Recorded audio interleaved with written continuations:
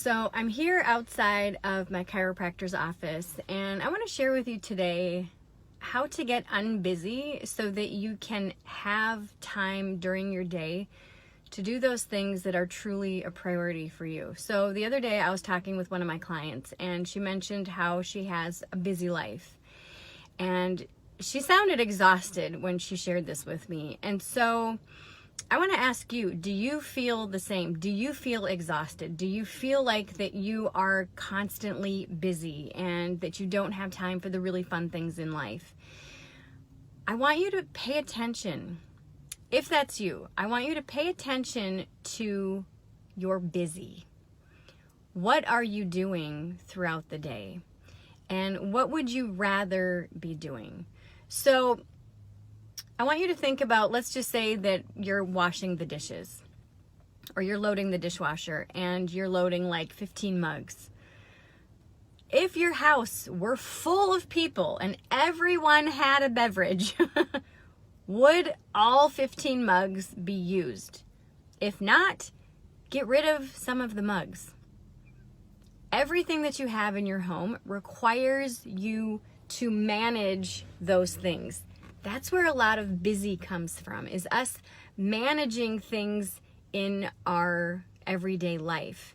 Where if we pay attention to the busy and we pay attention to what is filling our days, then we can say, okay, do I want to be doing this? Do I need 20 mugs? Do I need 80 shirts? Do I need 15 towels? And start to reduce the amount of things that you're managing throughout your day. But then also look at your calendar, look at your schedule. What things do you have in your schedule and on your calendar that are no longer fun for you? There's this fabulous quote by Courtney Carver, and she said, "I say no, not because I'm busy, but because I don't want to be busy." So I want you to really think about that. I want to share with you a story real quick about a couple. They were making a holiday dinner, and one of them was making the ham, and they meticulously cut the ends of the ham off. And their partner said, "Babe, why do you cut the ends of your ham off?" And they responded, "I don't know, that's the way that my dad did it, and his ham is amazing." And his partner said, "Well, let's call him and find out, because I'm really curious as to why." And so they're, all right, cool. So they call the dad and said, "Hey Dad, why do you cut the ends of your ham off?" And he's like, "Well, I don't know, that's the way that your grandmother used to do it, and her ham is fabulous and my ham is fabulous, so there you go." So they're like, okay. So they call the grandmother and say, "Hey Grandma, why do you cut the ends of your ham off?"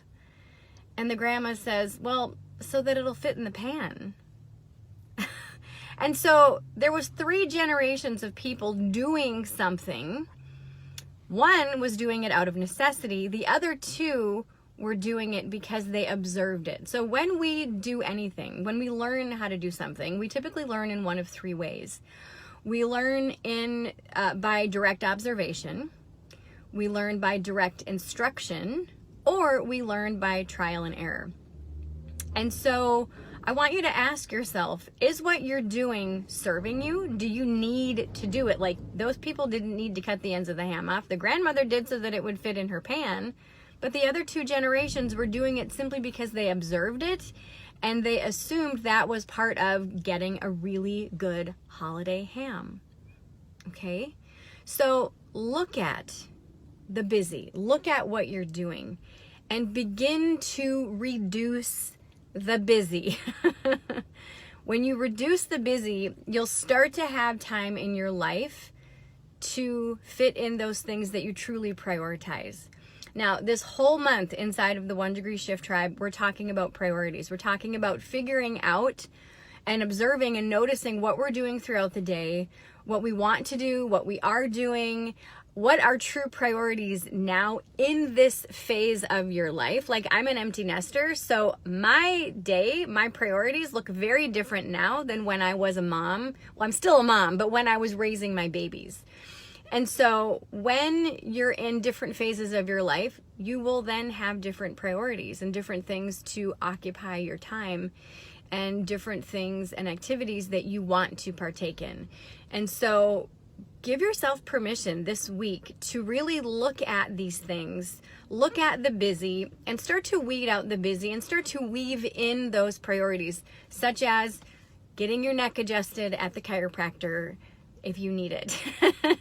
If you want my support in this, and if you want to be among our 1 degree shifters inside of the 1 degree shift tribe, what I would encourage you to do is click the link in the description of this video or in the comments, depending on where you're watching this from, and join us and start to get unbusy so that you can start to have a life that is filled with things that are meaningful for you and things that make you so freaking excited to be alive. All right, I love you. I hope this serves you, and I will see you inside the 1 degree shift tribe.